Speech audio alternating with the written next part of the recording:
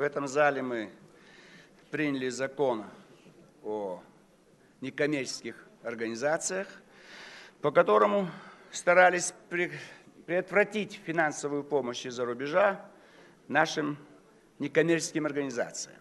И в связи с этим прекратилась деятельность агентства по выделению грантов USAID, прекратилась деятельность функционирования радиостанции «Свобода» с 10 ноября, вот уже почти неделю.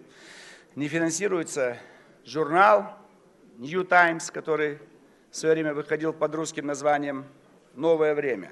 Но американцы не хотят успокаиваться, и Хиллари Клинтон напрямую на весь мир заявляет, что не найдут обходные пути. Вот такой обходной путь они увидели в активизации деятельности фонда по экономическому и правовому развитию. Он в США создан в 2008 году, филиал открыт в России в 2009, но наибольшую активность стал проявлять в этом году, когда мы приняли некоторые законы, которые вызвали неудовольствие американской стороны. И закон новый об НКО, в части финансирования из-за рубежа, и об иностранных агентах, и о проведении митингов, и новое, более такое глубокое понимание понятия измена Родины. Это им не нравится, что они видят, что в этом смысле сужается поле для их деятельности. Новое у них направление в правосудие. Пытаются активно влиять на нашу систему. Многие суды отказались, некоторые, к сожалению, сотрудничают. К чему это приводит?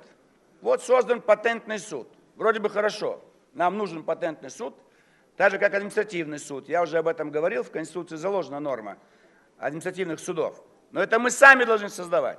Неужели вы не понимаете, что если американцы участвуют в создании какой-то структуры на территории России, то цель только одна – получить дополнительную информацию через эту структуру.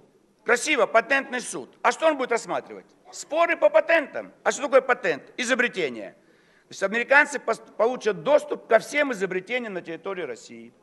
Вся деятельность их направлена на одно – ухудшать положение в России. Но под хорошими вывесками. Здесь про армию говорили.